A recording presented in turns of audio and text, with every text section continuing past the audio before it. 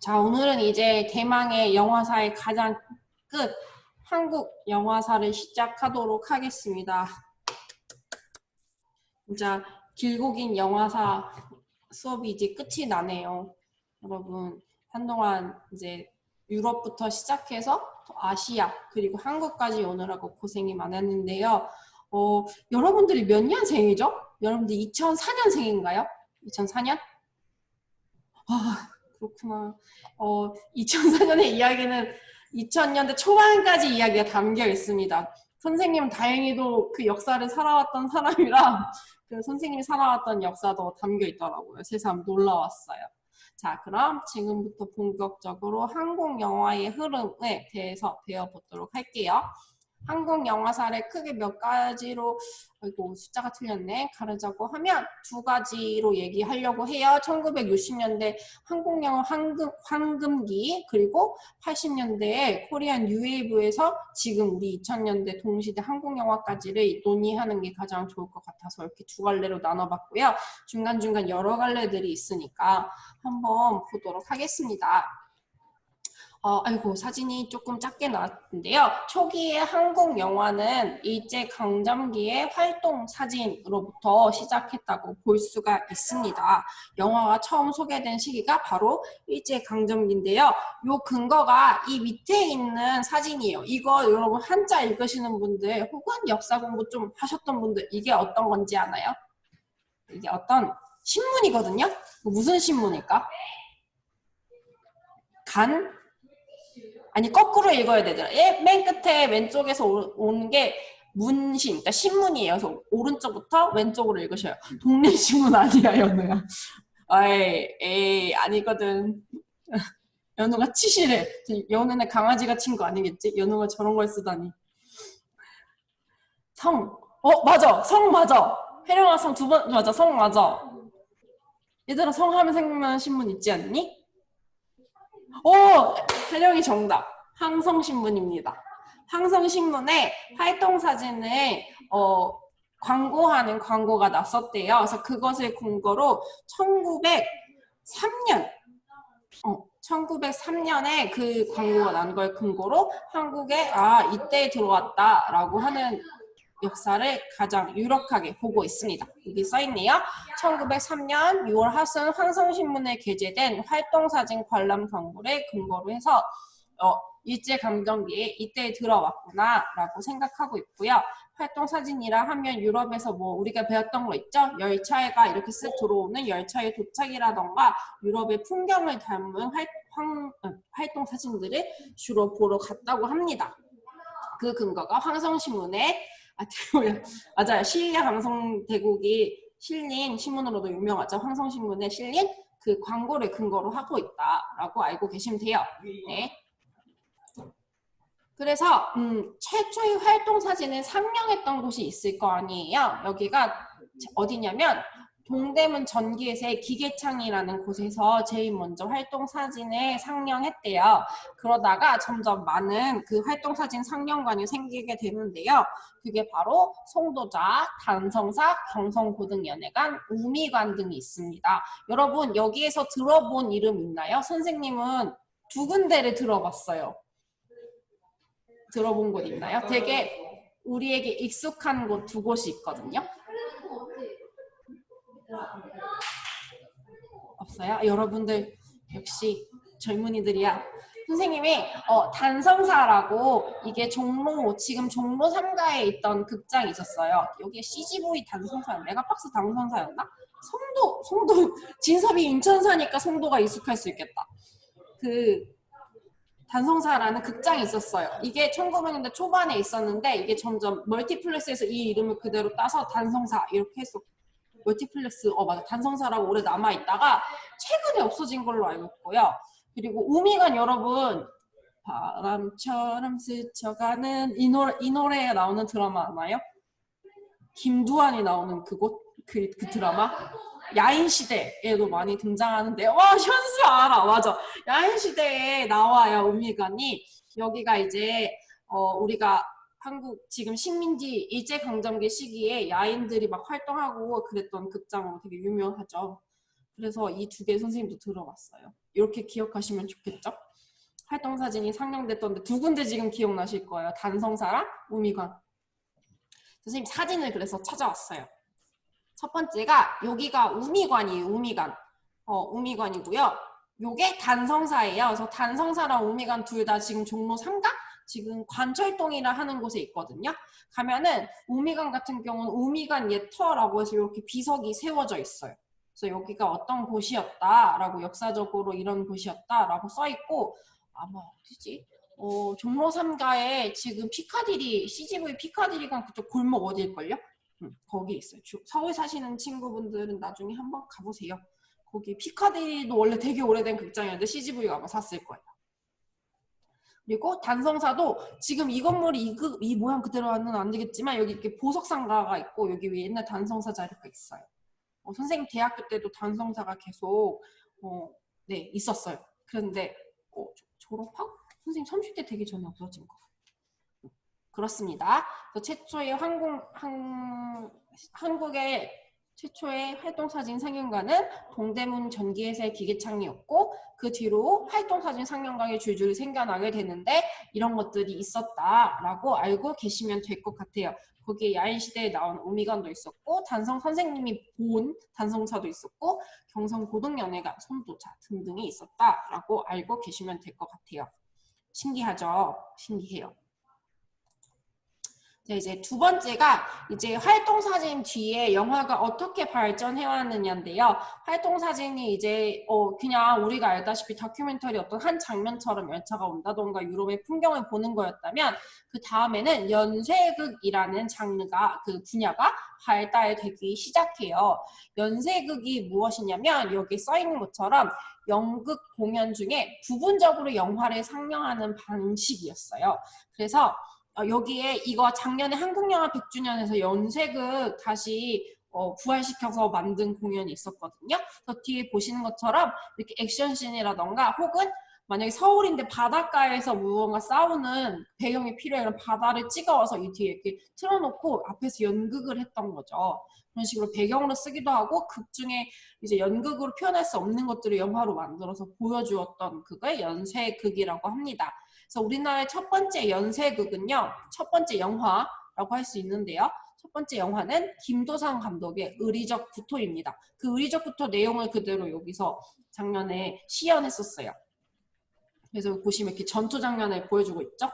왜냐하면 무대에서는 이렇게 골목을 보여줄 수가 없잖아요. 그리고 극적인 효과도 없고 그래서 이렇게 식으로 했다고 합니다. 신기하죠. 그래서 한국 영화의 가장 첫 번째 영화, 한국에서 만든 첫 번째 영화가 무엇이냐라고 하면 1919년 의리적 구토고 1919년에는 여러분 모두가 알다시피 3.1운동이 일어났던 해죠. 그렇게 함께 외우시면 좋아요. 1919년 3.1운동, 의리적 구토, 김도산 이렇게 외워주세요. 외워야 돼. 시험이니까. 네, 이렇게 알고 계시면 좋습니다. 이해가 되시나요? 딱 이 사진 보니까 아 연쇄극이 이런 거구나 라는 거 여러분들 바로 이해가 되시죠? 되게 한국 영화 한국 영화 기념할 때마다 이런 행사를 해주는데 예전에는 요번에 작년에는 연쇄극을 시연해줬고 옛날에는 그 변사 있죠? 변사를 초청해서 이제 영화를 상영하기도 했다고 하네요. 자, 우리 지금 활동사진에서 연쇄극 한국의 최초 영화까지 배워봤어요. 다음으로 넘어가 볼게요. 그렇다면 이제 오로지 우리가 생각하는 극으로 스토리가 있는 영화의 첫 번째는 무엇이냐? 바로 윤백남 감독의 월화의 맹서라는 영화예요. 이제 아까 연쇄극이랑 다르게 이제 우리가 생각하는 극영화가 이때부터 시작됐다고 보면 되는데요. 이제 요거는 우리가 1923년 일제강점기 시절에 만든 계몽 영화였어요. 계몽 영화가 무엇이냐? 어떤 걸 일깨우고 교육적으로 만든 영화였는데 이 영화는 총독부가 저축을 장려하기 위해서 만든 계몽 영화였다고 해요. 그래서 이게 어떤 내용이냐 하면 옆에 배우는 이월화라는 배우고요. 배가 감독님이에요. 윤백남 감독인데 방탕한 삼촌 때문에 가세가 기운 집안에 가련한 남매가 저축을 통해서 일으키는 내용이라고 하네요. 되게 교육적이죠. 그러니까 삼촌이 돈을 다 잃었는데 그거를 두 남매가 열심히 돈을 모아서 다시 가문을 일으킨다는 내용이래요.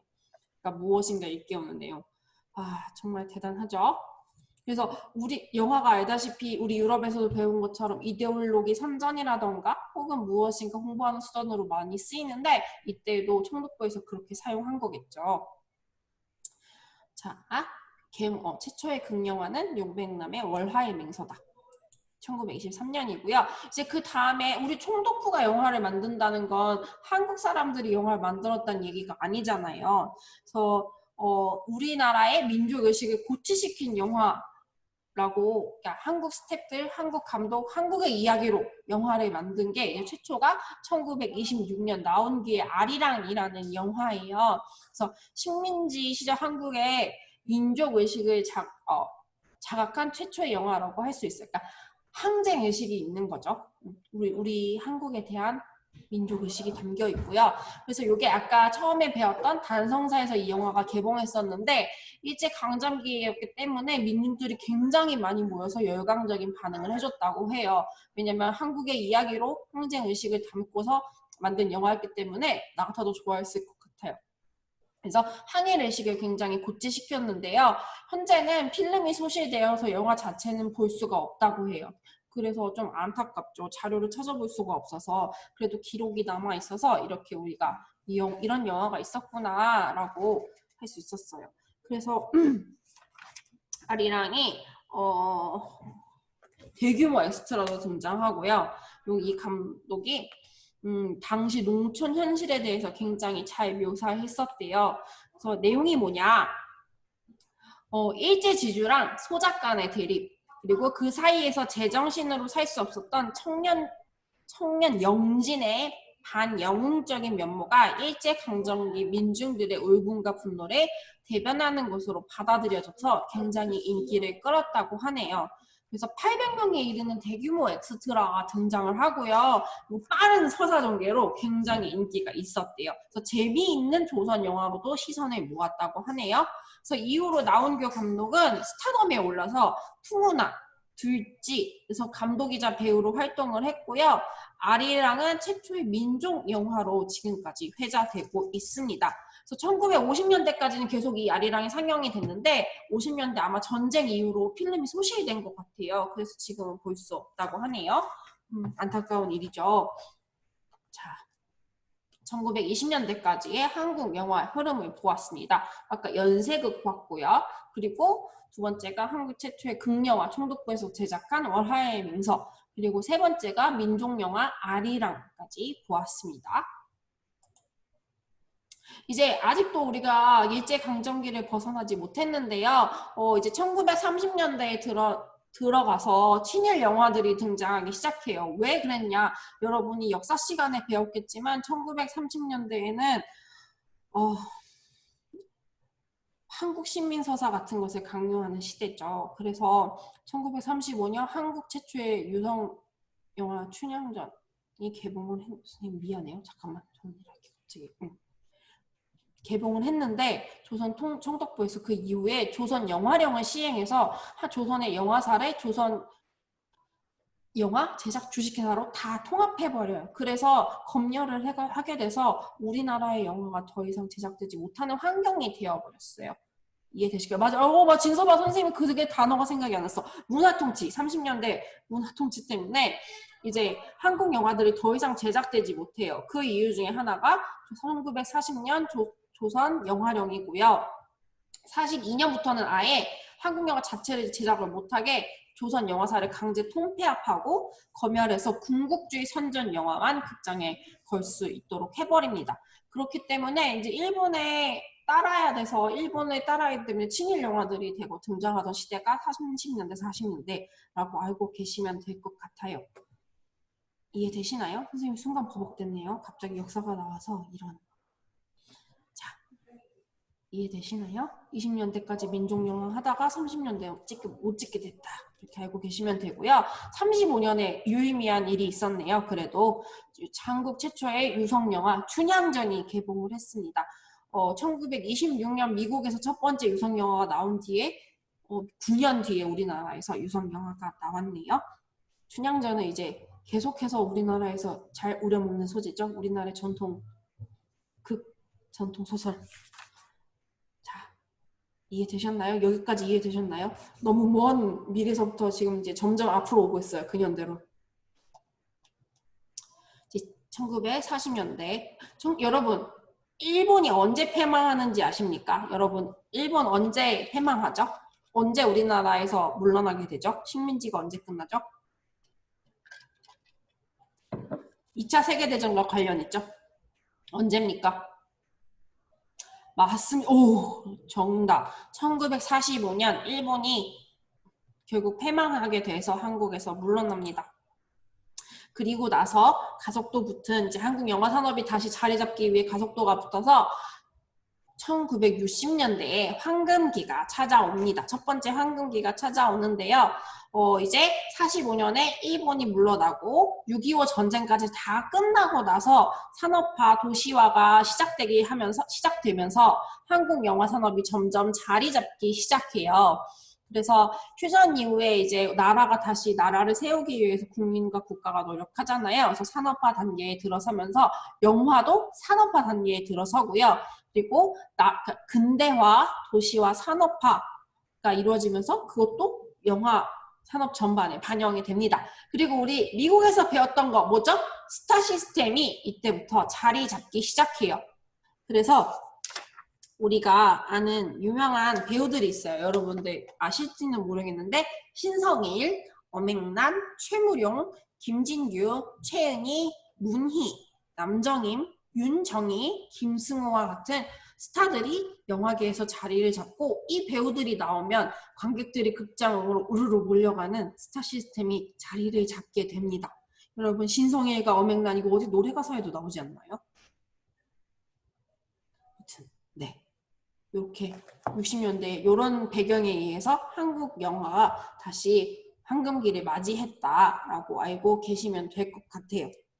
이해되실까요? 이해되십니까, 여러분? 자, 그래서 60년대 하면은 이제 신필름 왕국이라고 해도 과언이 아닐 정도로 신필름이라는 영화사가 굉장히 주름 잡던 시대였습니다. 신필름이 뭐냐면요. 요 밑에 안경 쓰고 이렇게 계신 분 있죠. 이분이 신상욱 님이세요. 신상욱 배우이자 감독. 신상욱인데요. 신상욱이 만든 영화사가 신필름이에요. 신필름. 자기가 신시니까 그래서요. 국내 최초로 우리 수직작 통합 기억나나요? 미국 영화사 할 때 제작, 배급 뭐 다 한 번에 통합돼 있던 제작, 배급, 상영. 선생님 미쳤나봐. 제작, 배급, 상영을 한국 최초로 수직 통합한 영화사가 신필름이었고요. 그렇기 때문에 60년대 가장 강력한 영향력을 쥐고 있었던 영화사였습니다. 그래서 뭐 여기서는 성춘향, 로맨스 빠빠, 연상군, 사랑방송님과 어머니 같은 유명한 영화들을 쏟아냈고 흥행도 했다고 하네요. 그래서 제일 먼저 60년대 황금기 했을 때 생각나야 되는 영화사는 신필름이고 제일 첫 번째가 신상욱이다. 안녕하세요. 자, 그리고 두 번째가 여러 가지 감독이 더 있는데요. 세 감독을 또 기억해 두셔야 됩니다. 바로 유현목 감독, 김기영 감독, 이만희 감독인데요. 유현목 감독, 김기영 감독 여러분들 아시는 분들 있습니까? 혹시 유현목, 김기영, 이만희 김기영 감독은 아는 분 있을 것 같아요. 영화를 조금 좋아하는 분들이라면 김기영 감독은 알 텐데. 와, 현수 정답 맞아요. 한여의 원작에 그러니까 여러분들이 아는 한여는 전도연의 한여일 수도 있어요. 하지만 원래 한여가 있죠. 그 한여의 제일 첫 번째 한여의 감독이십니다. 한국 영화의 가장 스타일리시한 감독이라고 할 수 있을 것 같아요. 네, 그 한여의 김기현 감독이고요. 그리고 유현목 감독은 문예 영화의 거장이에요. 문예 영화 하면 우리 프랑스에서 배웠죠. 그 문예 작품을 바탕으로 한 영화인데요. 한국 영화의 리얼리즘의 미학을 개척한 감독님이라고 할 수 있습니다. 이만희 감독 어떤 영화 만들었는지 아시는 분 있을까요? 지금 김혜자 선생님이 아마 이 영화에 나왔을 텐데 이것도 리메이크작이 있어요. 탕웨이랑 현빈이 나온 영화 알고 계십니까 여러분? 리메이크 했어요. 탕웨이랑 현빈이랑 김태형 감독. 그리고 탕웨이랑 그 감독은 결혼을 했지.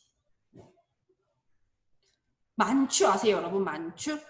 만추. 이만희 감독이 만추 원작 영화 만추의 감독님이십니다. 말이 좀 이상하네요.